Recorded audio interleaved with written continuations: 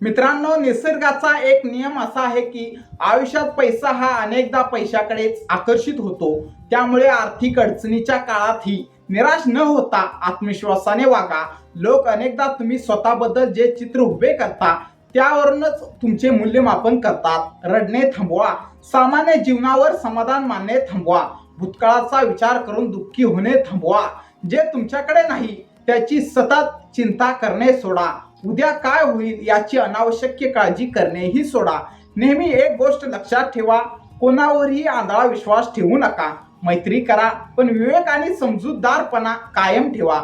जर तुमच्या आजूबाजूला असे लोक असतील ज्यांची जीवनशैली सतत नकारात्मक, चुकीच्या किंवा विनाशकारी सवयीमध्ये अडकलेली असेल तर त्यांच्यापासून योग्य अंतर ठेवणे शहाणपणाचे आहे. अशा संगतीचा परिणाम तुमच्या जीवनावरही होऊ शकतो. म्हणून जीवनात नेहमी सकारात्मक, प्रामाणिक आणि प्रगतीची इच्छा असलेल्या लोकांच्या सहवासात राहण्याचा प्रयत्न करा. मित्रांनो, जोपर्यंत तुम्ही स्वतःमध्ये बदल घडवत नाही तोपर्यंत तुमच्या आयुष्यात काही बदलणार नाही.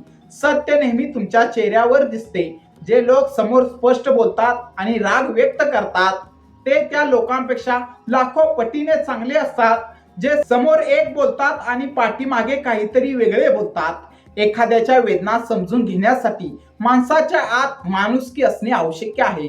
कावळा कोकिळेचा आवाज दाबण्याचा प्रयत्न करू शकतो, पण तिचा गोड स्वर कधीच हिरावून घेऊ शकत नाही. त्याचप्रमाणे टीका करणारी व्यक्ती सज्जन माणसाची बदनामी करू शकते, पण स्वतः कधीही सज्जन बनू शकत नाही. जर तुम्ही एकटे असाल तर त्याला आशीर्वाद समजा, कारण देवाने तुम्हाला स्वतःला अधिक चांगले बनवण्यासाठी आणि स्वतः सोबत राहायला शिकण्यासाठी थोडा अधिक वेळ दिला आहे.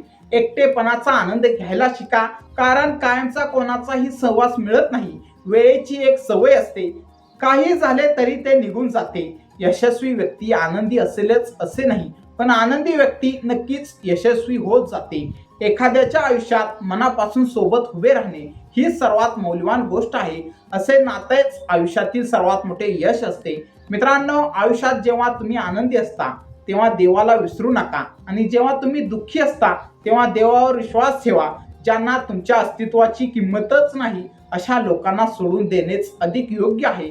जर या जगातील प्रत्येक काम माणसाच्या शक्तीनेच पूर्ण होत असते तर देवाच्या अस्तित्वाची गरजच भासली नसती. जिथे तुमचे प्रयत्न संपतात तिथून माझे म्हणजेच परमेश्वराचे कार्य सुरू होते. लहान मूल काय खाईल, काय पिईल, काय परिधान करेल याची काळजी मूल करत नाही, ती काळजी त्याची आई घेते. त्याचप्रमाणे तुम्हाला काय द्यायचे आणि काय द्यायचे नाही याची काळजी स्वतः परमेश्वर घेत असतो.